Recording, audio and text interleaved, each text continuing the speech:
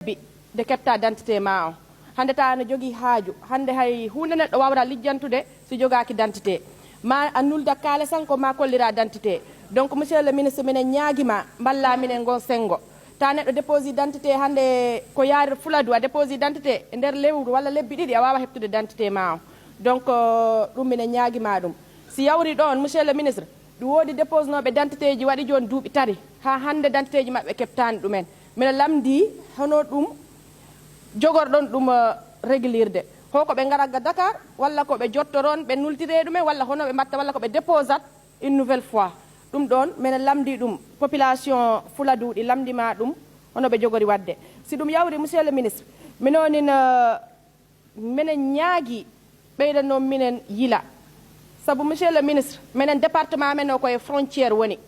hande ko wayno arrondissement Pakour ala woni ñalande walla balɗe ɗiɗi balɗe tari nde bandiji giwara e ɗiɗa pays ji natta waɗa saccagé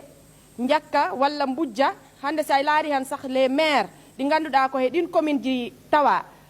kayen piɓe jogui galleji Vélingara ko ɗon ɓe mbalta ɓe mbawra walde ɗo Wassadou ɓe mbawra walde Parumba ɓe mbawra walde Pakour donc monsieur le ministre minen ñaagui ɓeydano minen sécurité o e ngal ballal onon gandi liggue moɗon ɗe donc onon gandi hono jogorɗon wadde ha ɗum ɗon ñawde si ɗon yawri a monsieur le ministre minen ñaagui kala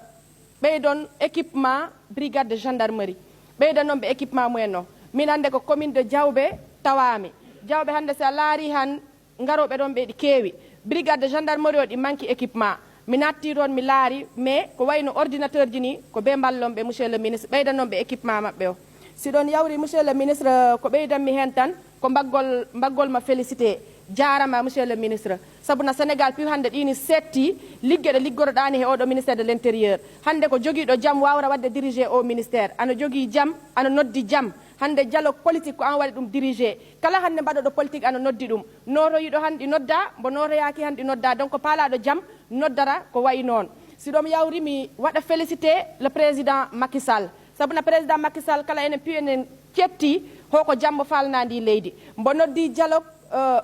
national hande kala notoyiɗo toon kala i nodda donc mbonin udiri damule muɗum ɗe bon lebda e kala par ce que mon andi Sénégal ko yimɓe pimbaro wattodde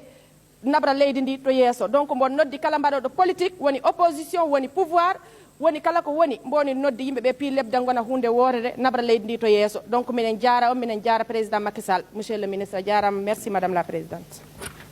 Je vous remercie. La parole est à notre collègue Juliette Zenga. Yoro Sow se prépare.